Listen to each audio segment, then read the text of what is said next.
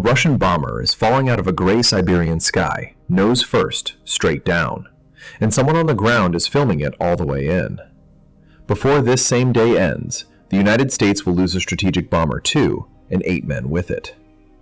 It is the evening of June 15, 2026. More than 50 tons of swing-wing jet meets the earth outside a small town, and the fireball rolls up through its own black smoke. Above the wreck, 4 parachutes hang in the cold air. All 4 Russians live. 15 time zones away, over the high desert of California, the sun is not yet up. By late morning there, a 64-year-old American bomber will be down in the Mojave, and no one aboard will survive. 2 superpowers, 2 bomber fleets, 1 day. No enemy fire, and no connection at all. That last part is the story. Welcome back to Defense Declassified. June 15, 2026 was the day both superpowers lost a strategic bomber, hours apart for unrelated reasons. In Siberia, a Tu-22M3, the supersonic swing-wing missile bomber NATO calls the Backfire, went into the ground on approach to its home airbase. In California, a B-52 Stratofortress on a test flight crashed shortly after takeoff from Edwards Air Force Base, killing everyone aboard. The deadliest B-52 accident in 44 years. For more reconstructions of the machines and the men holding the nuclear balance in place, subscribe. No missile touched either aircraft, and nobody has ever claimed otherwise. That is why the day matters. When 2 rival bomber fleets, each older than most of the men flying them, break on the same calendar date, you get a reading no exercise can fake. A side-by-side measurement of the 2 arsenals. One fleet is being rebuilt to outlive everyone in this story.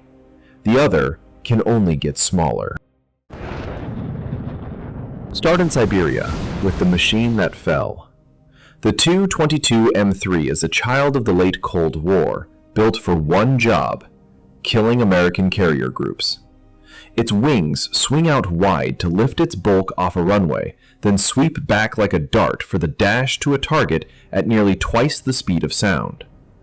Under its belly rides a missile NATO codenamed Kitchen, a weapon the size of a small fighter jet that finishes its run at more than 3 times the speed of sound.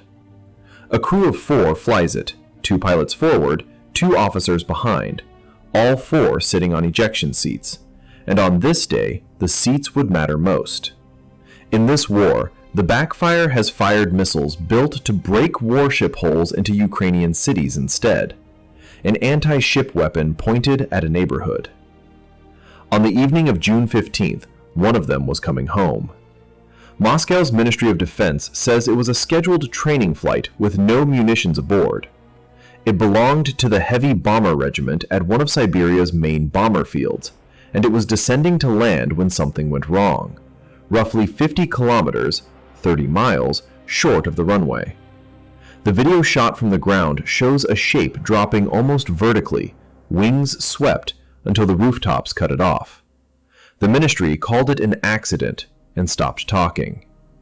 Analysts who ran the tape frame by frame read the clean nose-down attitude as technical failure at altitude, a machine that quit flying before it quit moving. Inference, not finding.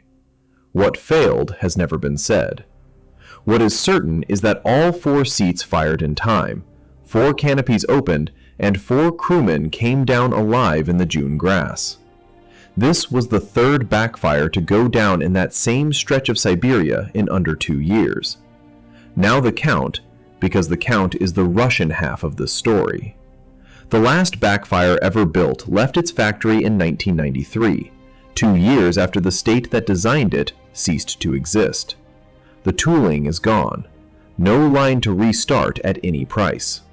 On paper, Russia still lists around 57 airframes, and the war has been burning through them, with drones catching them parked since 2023. Then, in June of 2025, Ukraine's truck-smuggled drones rose beside bomber bases deep inside Russia in the raid called Spiderweb, and backfires burned alongside the Bears. Independent imagery confirms at least 4 destroyed and 2 more damaged. Kyiv claims 12. One of the bases hit that morning was the same field this crew was trying to reach on June 15th. Now its approach path holds a crater too. One Ukrainian analysis group added it all up.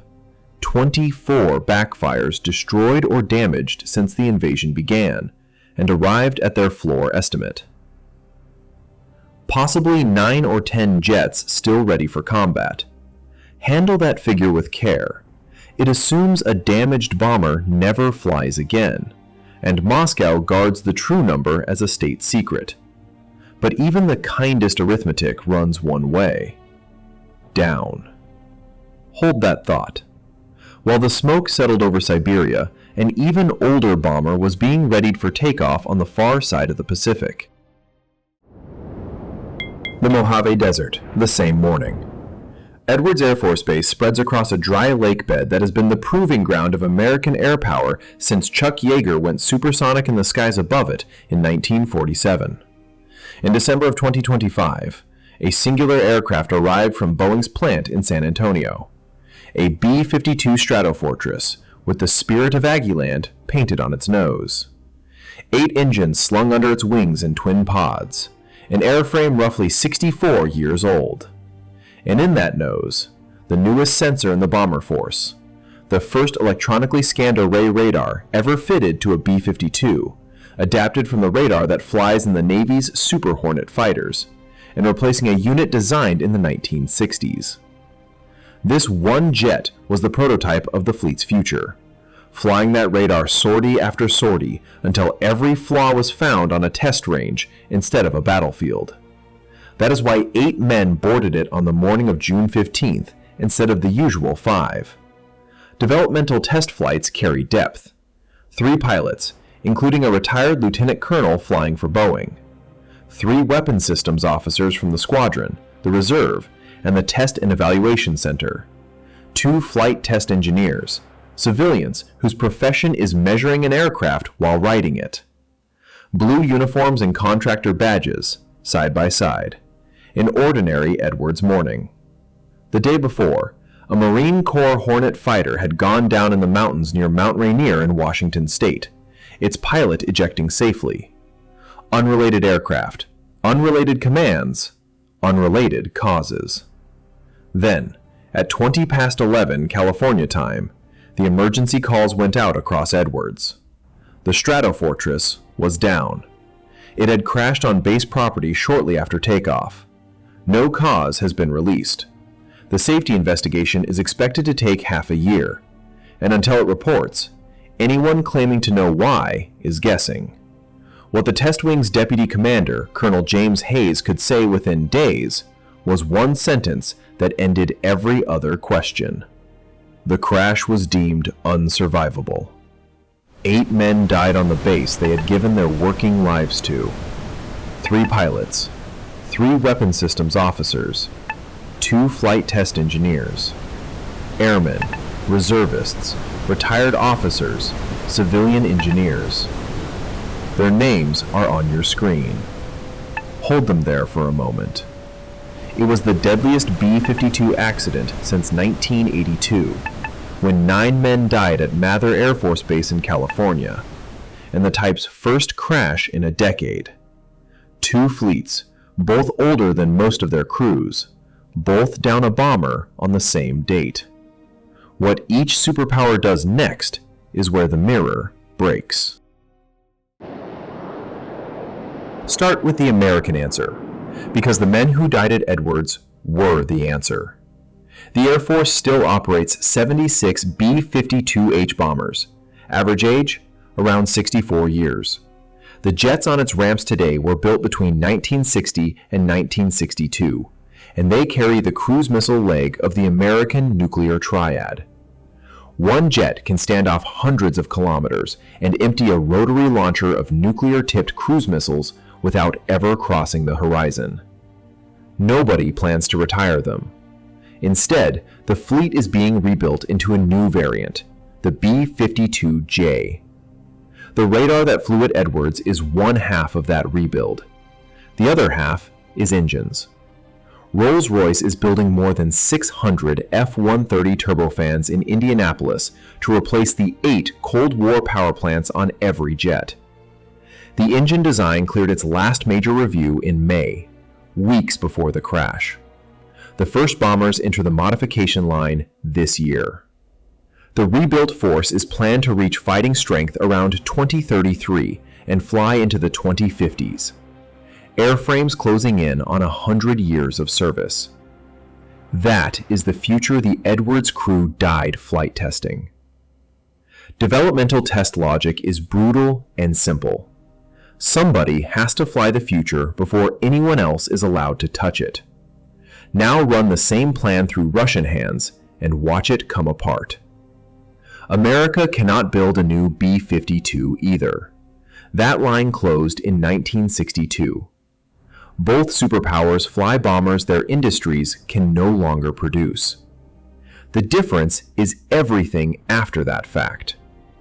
The United States is gutting and rebuilding what it has, engine by engine, radar by radar, and behind the old fleet, a brand new stealth bomber, the B-21, is already flying in test. Russia has no rebuild on contract for the Backfire, no factory to reopen, and a war that keeps taking more of them. When America loses a B-52, it loses men, and the plan absorbs the airframe. When Russia loses a Backfire, the loss is the plan. The fleet simply becomes smaller, permanently. So read June 15th the way an analyst would, not as an omen or a pattern. 3 aircraft in 48 hours was coincidence, full stop. Read it as a stress reading taken on the same day at both ends of the old Cold War. In Siberia, an accident took another airframe from a fleet that may already be down near its last 9 or 10 ready bombers. There is no buying that back. In the Mojave, the cost landed on people. 8 of the men modernization depends on, the kind who strap into a 64-year-old jet to certify its next 30 years. What broke that morning at Edwards is still sealed inside an investigation. What it cost is not sealed at all. 2 bombers fell on June 15, 2026. The meaning lives in the difference between the 2 mornings after. In Siberia, 4 crewmen walked away from a crater, and somewhere in Moscow, a fleet ledger that analysts already put close to single digits lost another airframe. No signature can order a replacement. In the Mojave, flags stood at half-staff over a test center in mourning, and the program those 8 men served kept moving. The radar will still be proven out. The engines will still arrive. If the plan holds, the B-52 will still be flying when the newest airman at Edwards today has grandchildren. One superpower is counting its bombers down. The other is betting it can make its bombers outlive the count itself. Same day, same ancient metal, opposite directions. Whatever falls next, and something always falls next, we will take it apart here, next time on Defense Declassified. Until then, stay sharp.